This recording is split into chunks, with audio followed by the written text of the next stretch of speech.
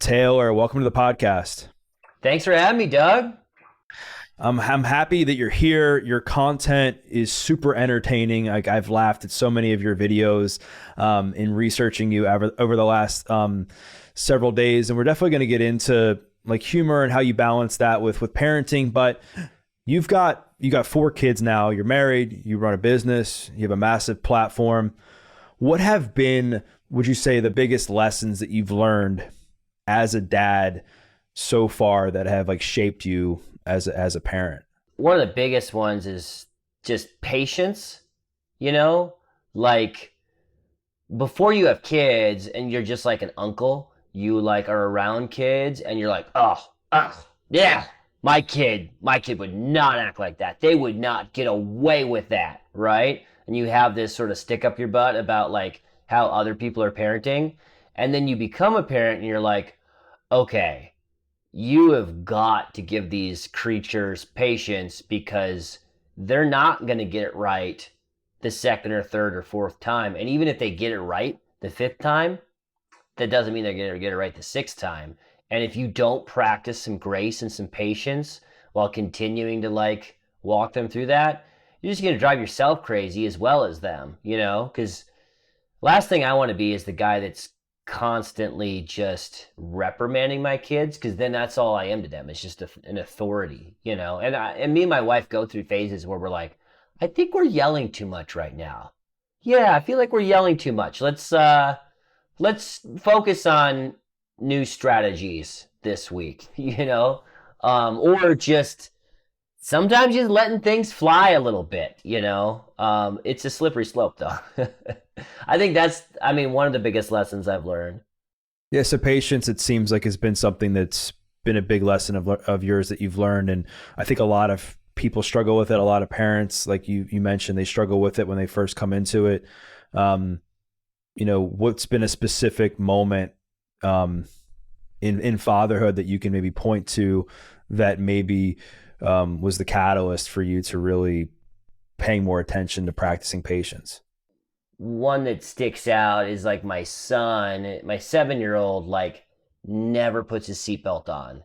You, without a doubt, every time you get in a car, you have to ask him to do it, right?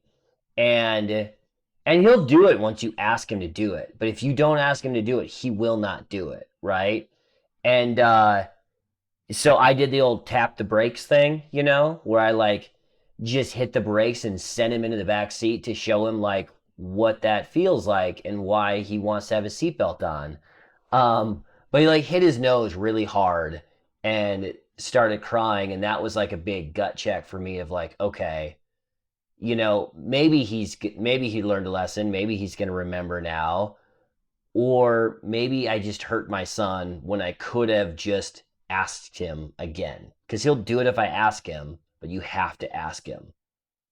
That makes a lot of sense. And I'm glad that obviously helped, you cultivate some level of parents some level of patience as a father. I know that your upbringing obviously was very instrumental in how you parent now and in your life. Talk a bit about like your upbringing and how you grew up and how that's influenced who you are today. Yes, I grew up in the middle of nowhere in South Dakota, like super rural, not populated at all. Like the closest town was 800 people.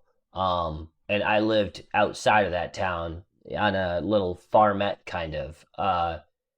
So, you know, there wasn't a lot to do. I mean, there was a lot to do, but you had to sort of make your own fun. Like there wasn't like arcades and movie theaters and, you know, other people, you know? So, but I did have a brother. So my brother and I did everything together. And as kids, we would build tree forts in the shelter belt, and then as we got older we started riding BMX and building our own ramps and learned how to use power tools. And before I graduated high school, we had a 40-foot by 40-foot bowl constructed out of wood that we made to ride our bikes in, just in my dad's cattle lot.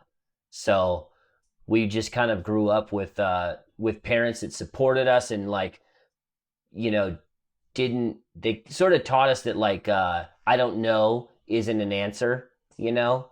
Like if you want to do something, you just figure out how to do it. You just go do it. Like you don't have to ask for permission or like whatever. You can just figure out how to do it and do it. So I think that's, a lot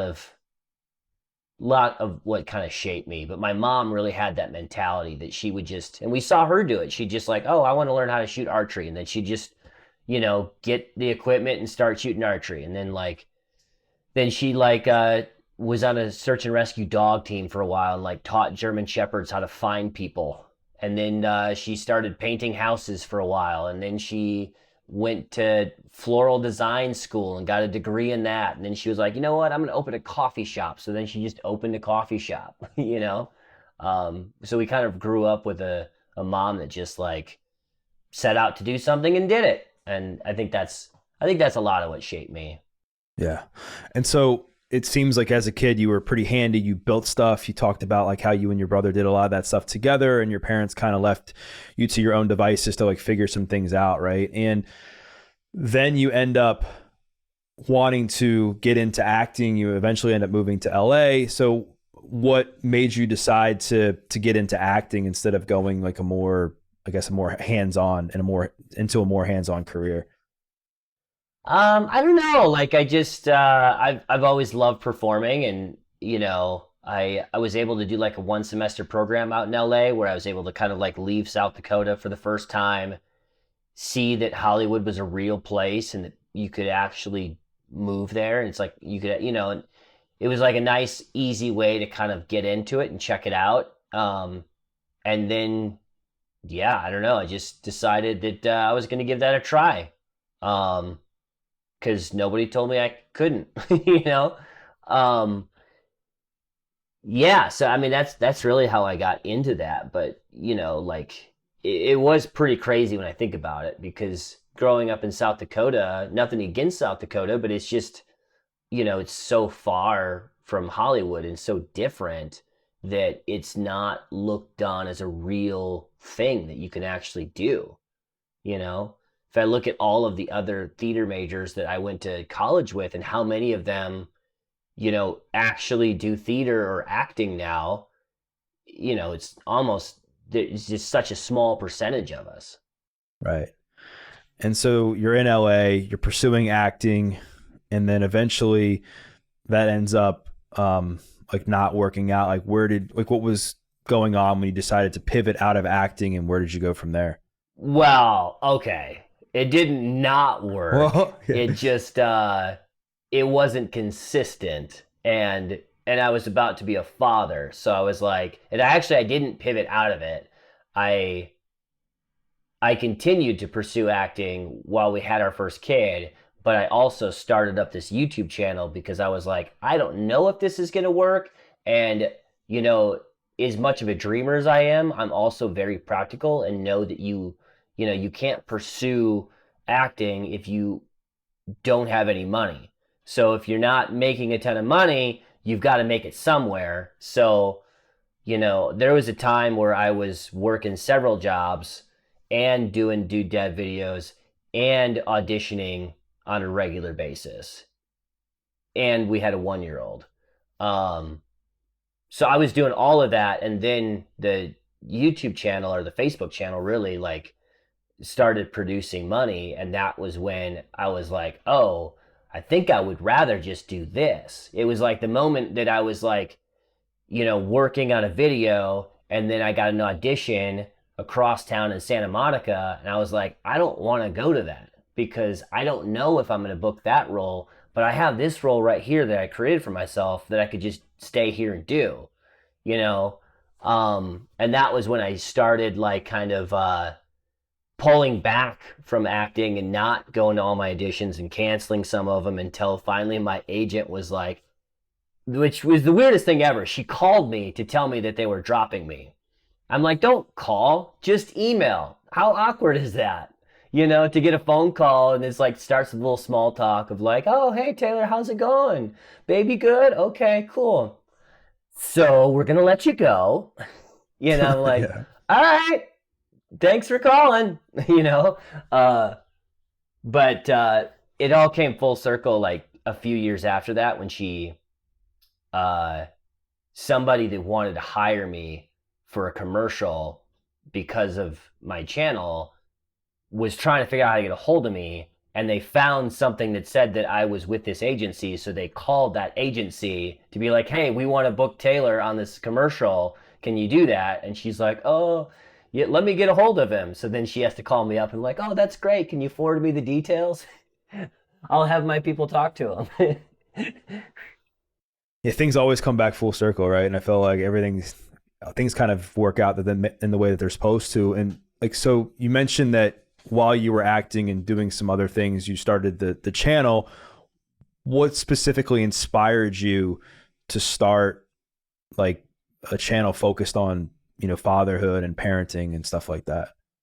I mean, ever since I was little, I always wanted to be a dad. I was like, my plan was always to get like married and have kids at 18 and just like start really young. I'm glad that didn't happen because I would not have been mentally developed enough or emotionally to handle that at all.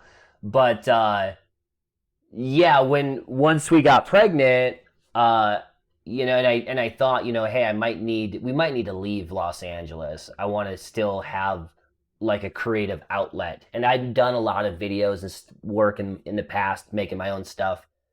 But I was like, I want to start at something new that's all about fatherhood, so I can be creative while being a father, And I noticed that there was a lot of like content out there for moms, but there really wasn't any dad content yet. So I was like, this is kind of an untapped area. I'm going to try that. And so I just kind of dove into it, started making one video every single week, and it just got really good like reactions to it, and it built slowly at first, but like the small audience we had was very invested and really liked what we were doing. So I don't know, that was kind of like the first tipping point of like, I think there's something here. I think this is something good. That's awesome, man. And I know from what I understand, there was like another tipping point, I guess, in your story where I think you were working at like an apartment complex, and then all of a sudden, I think like the rug got pulled out from underneath of you and you really had to go all in. So if you could tell that story, I think my audience would really appreciate it. Yeah, it was, it was really a cool point in me and Heidi's journey together, through this whole thing. 'Cause she's been with me through the whole thing, but she was working like nonprofit when we first got married, and I was working as an apartment manager, which was awesome because it gave me a lot of freedom to do my own thing. And then in between like fixing people's toilets and collecting the rent, and I had that job for like 5 years, and it was great and flexible and everything. But then like the owner of the building, he passed away, and his wife decided she was going to sell the building. And so for like 60 days, we were just waiting to find out if this new owner was going to hire us. And finally, a dude showed up at our door once escrow closed and was like, all right, you no longer have a job and you need to move away. You need to move out of here. And we're like, okay, when? He's like, tomorrow. And so basically, like in the flip of a switch, I no longer had income or a place for my family to live, which we pushed back on. We got some time extended there, but then, so we had to move and start paying rent, and I had to start working. So I started working set construction because I've done construction in the past and I could make decent money doing that. So I was doing set construction 3 days a week, 12 hours a day, also auditioning every chance I got, also making a dude dad video every single week while trying to be a good father to my 1-year-old and a good husband to my wife, who we then found out was pregnant again. So now we got another one on the way, and this is all just like really starting to weigh on me. And I just was trying to do too much, and I finally broke down to Heidi, and I was like, I can't do all this. It's too much. I have to cut something out of my schedule. And without any hesitation, she looked at me and she said, you can't quit dude dad. You have to keep going. Which was crazy because at the time it made us no money and it was just like my hobby, but she saw the potential in it, and she believed in me before I even fully did and sort of pushed me to keep going. Um, and that was all I needed. I don't think I cut anything out of my schedule at that point. I think I pulled back on acting some, but like I really just needed her permission to keep pursuing this thing because I felt guilty for the time that it took away from all the other things that I could have been focusing on. You know, like she could have very easily just been like, "You need to get a job, go make some money, support this family." But she didn't say that. She knew that there was more to it, and she didn't care if we were like sort of broke. She's just like, keep doing that thing. It's good. Um, yeah, and now here we are. What is this? Probably like 6 years later from that moment. It's not only my job and her job, but we also hired two of my best friends and a couple other people. So now it supports several families and, reaches people all over the world. It's incredible, man. It's quite a journey. I'm super inspired, and I think just from what I've seen, just from people that I know, and just growing up, I've seen like a lot of parents that they either are like the super serious parent where they're super authoritative, and or they're like trying to be their kids like best friend, and there's no like nuance, and then that can in turn like create some problems down the road. How have you been able to navigate that, where you're like the cool dad having fun with your kids while also like holding them accountable when need be? I don't know. I guess I've never thought about being in one camp or the other. Um, because you just kind of have, if you're gonna do it for real, you kind of have to do both sides. Like I wanna I want to show my kids cool experiences and have fun with them, and because I think that's how you really connect with them. But you also, need to raise them to be decent human beings. So in my head, you really can't have one without the other, not to a very full extent, because you can only have so much fun if you're not, keeping them in line too. Um, yeah, I don't have a very good example for that, but I've never really thought about that too much. No, it's all good. I mean, I think I guess just from what I've seen in the past with people, like I've just seen a lot of parents that they're either it's just hard for some parents to let go and have fun with their kids, and then you have the other side where a lot of parents just have so much fun with their kids that they aren't able to kind of be present with them to kind of help them become like a better version of themselves. Yeah, I always say like I feel like the best way to parent is to lead by example, right? Like I want to be the man that I want my boys to turn into and my daughter to someday marry, Like if I'm doing that I feel like that's the best way to sort of keep your parenting on track. And I know one of the things that's been really helpful for you is like creating a lot of these great experiences and memories from them. What's been like an experience that you've created since being a parent for your kids that's been the most meaningful to you? That's a great question. I mean, we've just done so much stuff. It's hard to like pinpoint one that was like, oh, there was something. What was that? I mean, I'll talk about the roller coaster because that we just did that, and it was such a unique experience. So I built a roller coaster in my backyard. It actually stems from our children's book. It's right there. I wrote a children's book, Dad and the Recycling Bin Roller Coaster, and it's kind of the story of this dad who goes a little bit overboard building stuff for his kids, but then his kind of like learns the lesson in the end that um, it's not about building this great big huge thing for them. It's about just spending time with them. Um, but then like I showed my kids the book and they were like, "That's awesome, Dad, but you didn't build a roller coaster." So I was like, challenge accepted. And so we built the roller coaster in the backyard, and it took some time. And the whole time it was like, I don't know if this thing's gonna work. This is, this we might be putting all this work in for it to not ever get used because it doesn't work or it's not safe enough. But we got it done, man, and it works awesome, and it's so much fun. And like to see not only my kids but like all the neighborhood kids come over, and we like put a little GoPro on the front of the cart to see everybody's faces as they're going down this thing, it's just such a cool experience to see them experience the joys of a backyard roller coaster, you know. Um, and yeah, So what was the cart? What did you use for the cart? it's a recycling bin. That's so It's awesome. literally a recycling bin. Just yeah, and then it's got like longboard wheels on the top and the sides of the rail.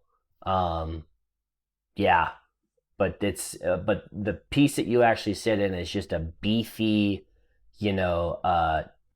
plastic tote. That's so cool, man. That's like I'm kind of jealous that of your creativity because that's freaking awesome, man. Um, how have like I know that like one of the things that I would say that one of the lessons that parents I think learn along the way is that they need to be more present with their kids. They need to show up more. I know you. I think there was like a baseball example when you were a kid that really like shaped your view of being present with your kids. If you could share that, I think there's a lot of value in that. Did you read my book? Yeah. Oh, you did. Oh, thanks, man.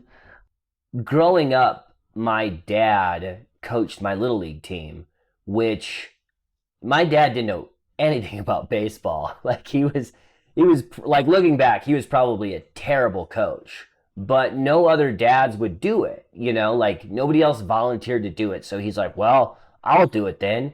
And the thing about my dad is he's a traveling salesman. And in South Dakota, that means he's driving across half of the state to like meet up with clients and stuff. So, twice a week he would have to drive from wherever he was at working to whatever hodunk town my little league team was playing in just to coach us. And while he was coaching, I always batted first, right? Because I don't know, I think I was pretty quick when I was little like that, but eventually, like a couple years went by, and our little town sort of merged with another little town to form like a super team. Um, and that was kind of the year that most of the other guys went through puberty and got like a foot and a half taller, and I didn't. So, like after my dad like was no longer the coach, I went from batting first to batting last in like one season. But but even though my dad wasn't coaching anymore, he still showed up to every single game. And my lesson, my takeaway from that is it doesn't matter if your kid bats first or last. What matters is that you're at the game. It's powerful, man. That's so powerful. Yeah, I'd always like anytime I talk about like stuff like that about my dad or my mom, I always get a little choked up because I think it has such a big left such a big impression on me that I don't think I was able to comprehend until I became a dad myself, you know? Then you start like really being able to see all of the sacrifice and everything that they did for you that you just took for granted when you were a kid. Right.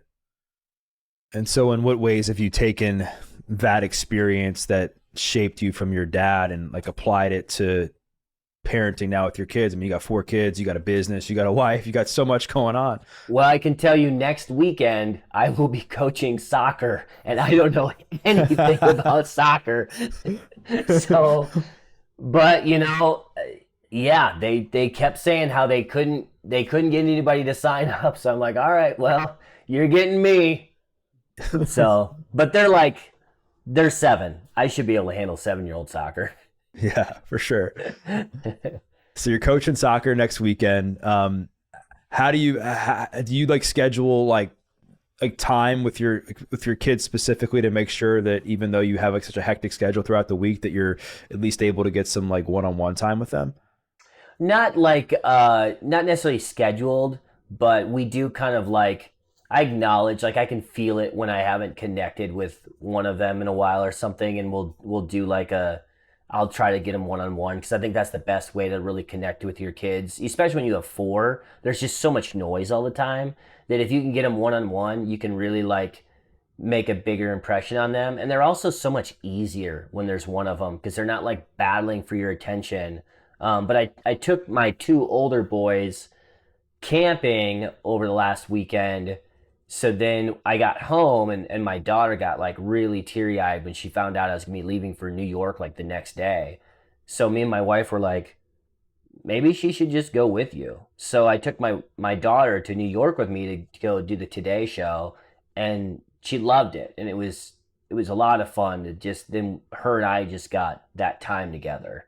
So yeah, I don't know. I think that's always been like something that I've liked to do is find ways to spend some one-on-one time with each of them so that they can each sort of feel seen and you can connect with them on sort of a deeper level than when they're all together. And you talked about like creating experiences with them to connect with them. You talked about like getting some, intimate time with them to connect with them. I feel like a lot of parents now like have a hard time like connecting with their kids because there's been so much change in generations. Like a lot of parents now didn't grow up in a time of technology and social media and everything like that. And their kids now they're growing up in that era. How have, like, other than the time and putting in the time and the experiences, have you found any other like creative tips or tricks to be able to connect and communicate with your kids?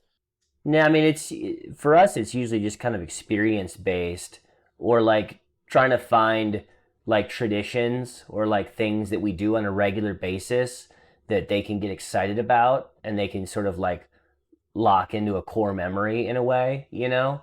So like it's kind of small things, but like we every Wednesday morning we all go to the chiropractor together, and the kids know that if they behave and we get out in time, then we'll have time to go get a breakfast burrito and a donut, you know? So just like things like that, things that they can look forward to that we kind of do together as a family.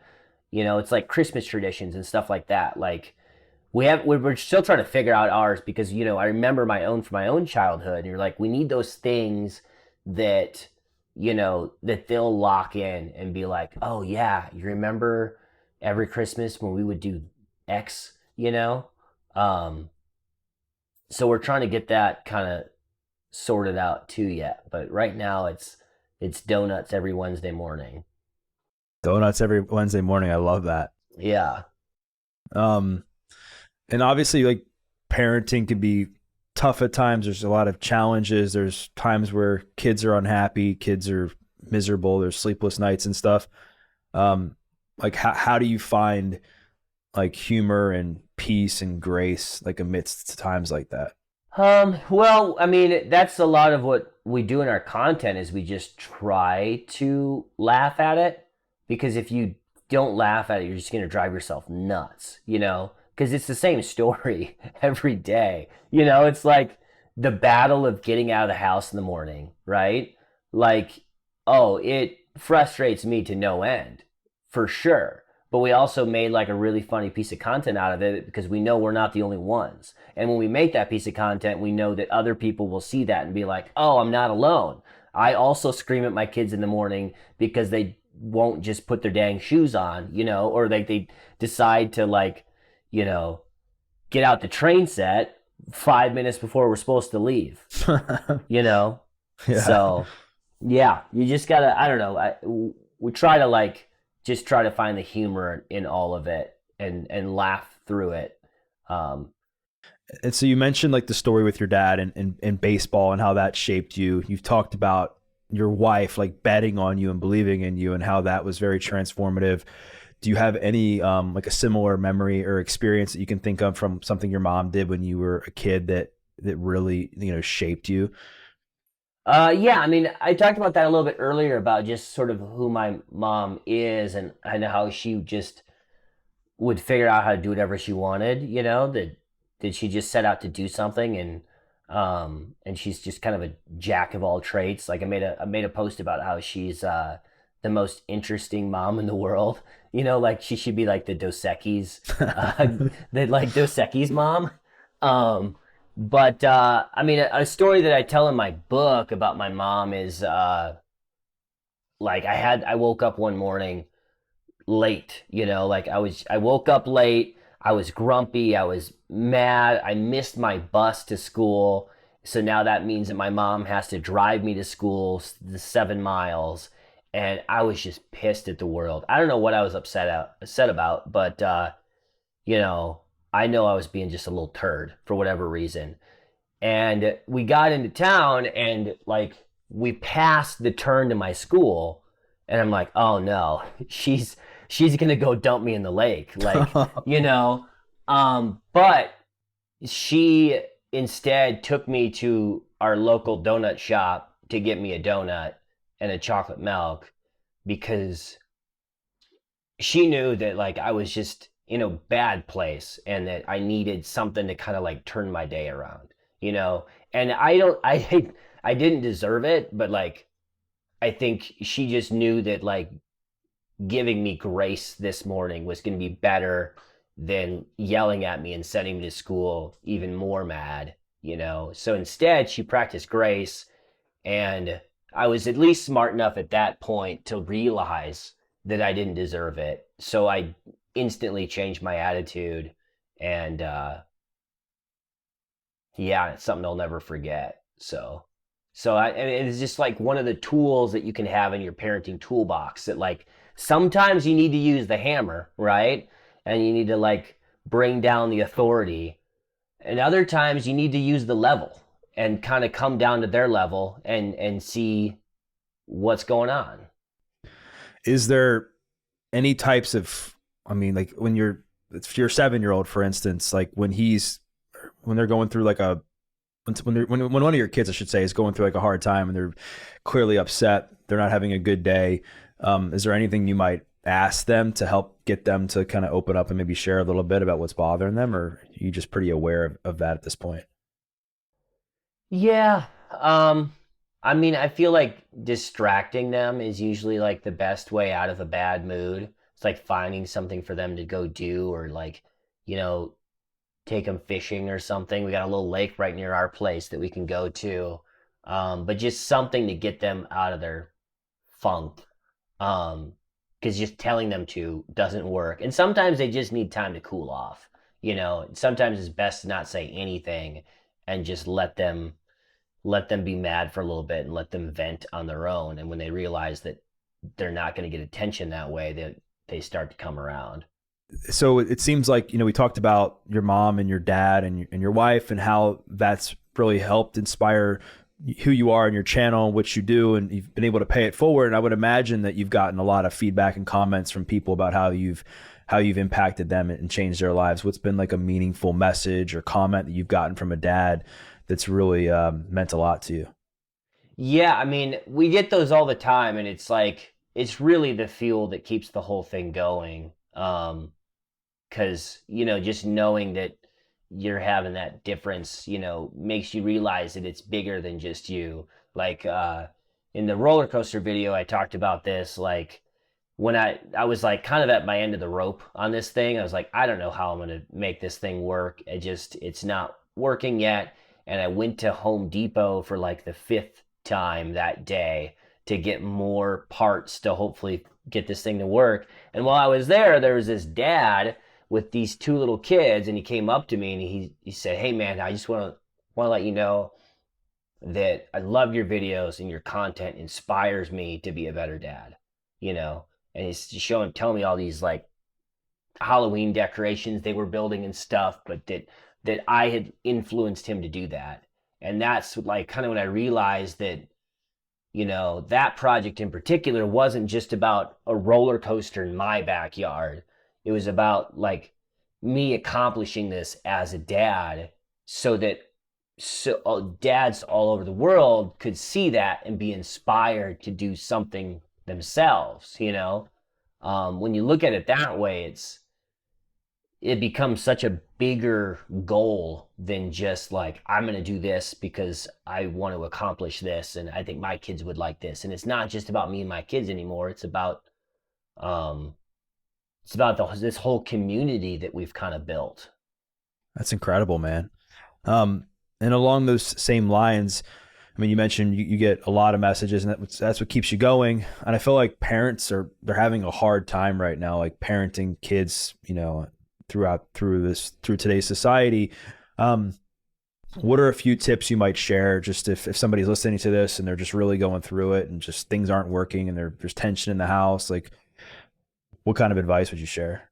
Oh man, if you're going through a rough patch, I think you just gotta switch it up. You gotta do something to kind of, you know, break from your whatever routine you're in and find something different, you know. And it might be a road trip, you know, a small little road trip somewhere or something. Just like get out of your element and do something different. The worst days I have are the days where I never leave the house because we work from home. And if you're just stuck inside the house all day, not getting sun, like you can go a little crazy. But the best way to to kind of like combat that is to just go outside and go for a walk. So with your family, I think it's just sort of the bigger version of that. Just break out of that routine and try something different, do something different, surprise your kids, and see what happens. What do you do like on a daily or weekly basis to take care of yourself so that way you can show up and be the best parent possible? Right now, it's wake surfing. That's awesome. That's my summer jam. We have a boat, and me and the fellas try to get out once a week to just get on the wave and forget about everything else for a little bit. Because when you're wake surfing, you can't stress about anything else. You can't be mad at anything. You're just on the water, on the board, on the water. Uh, yeah, it's an awesome distraction. So any kind of distraction you can get from, your daily grind to just you know, just kind of like get away for a minute, I think is super vital. If you can find the time, if you don't have time, you gotta find something, so you don't just burn out. For sure. And it seems like one of the other things that's really helped you keep things fresh with your family and your kids is building things and creating experiences. And obviously, you brought up the roller coaster, and I know that wasn't necessarily like your first thing.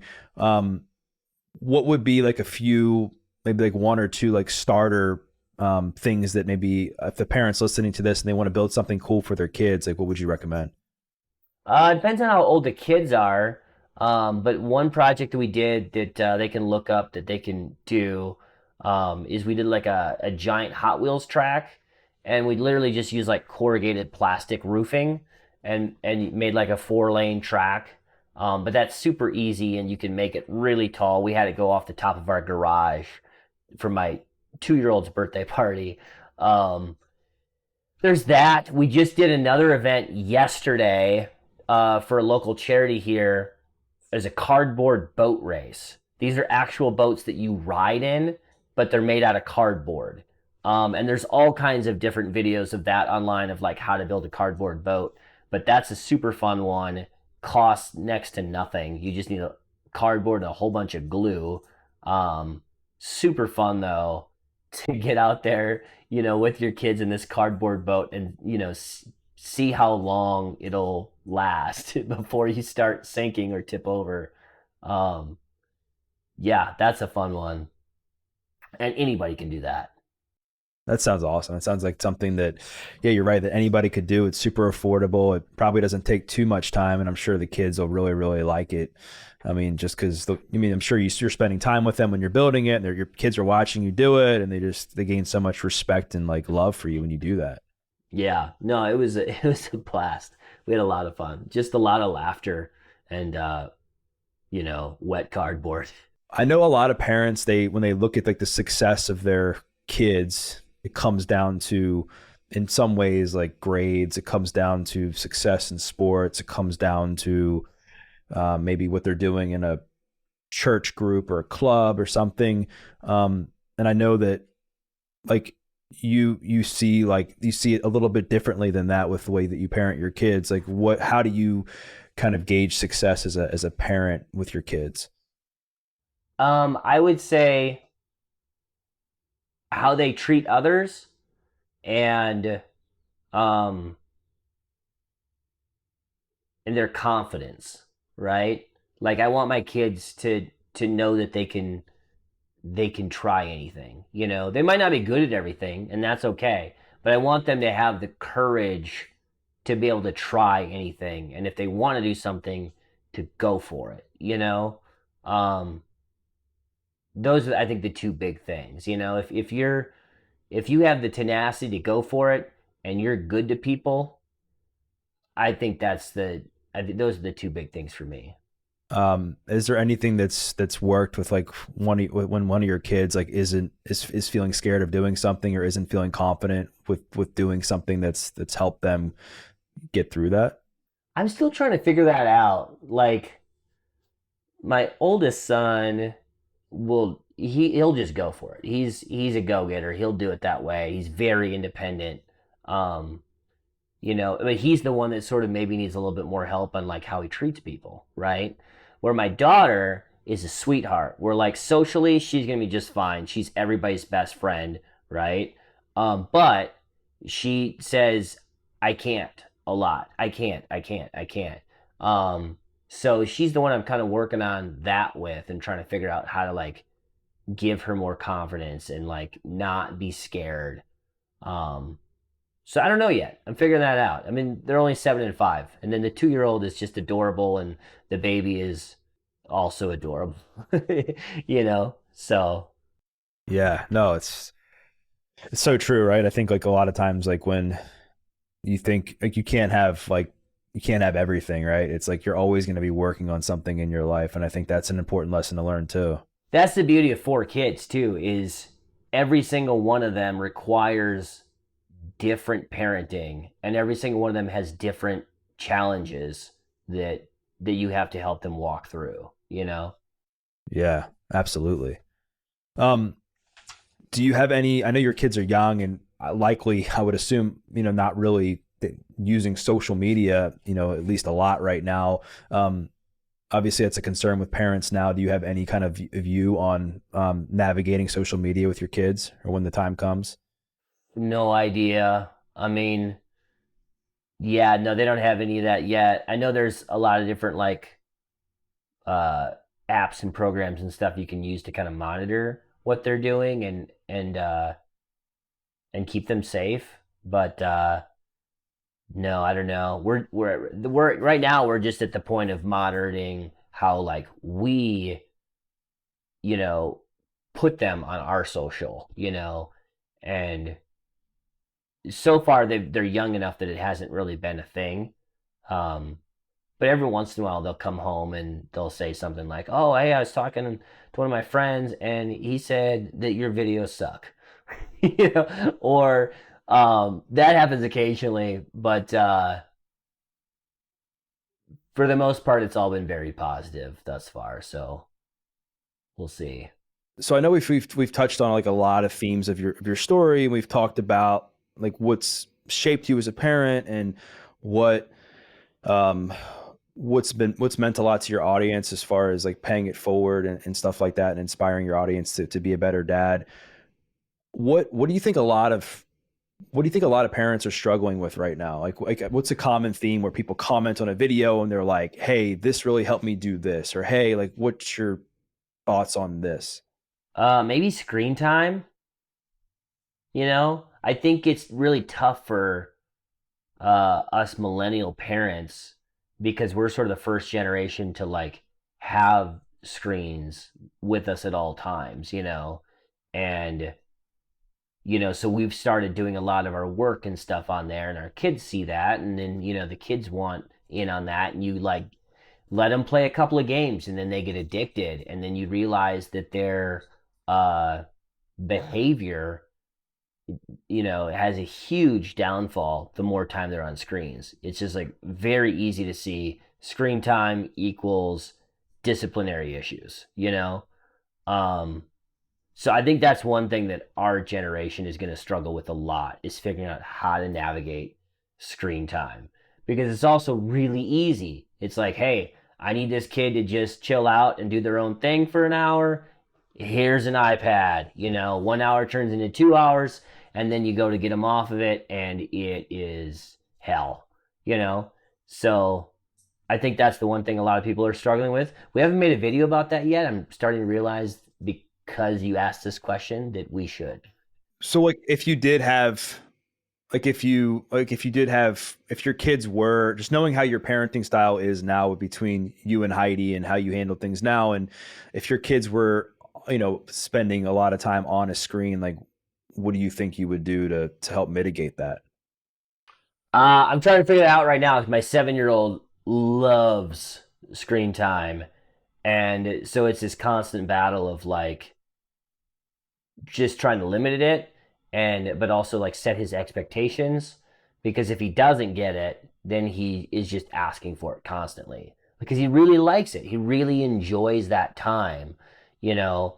But we have to just like, you know, we're trying to set like really good boundaries for when screen time happens and when screen time's over, so that he has expectations. Because the worst thing you can do with a kid his age is like blindside them, you know?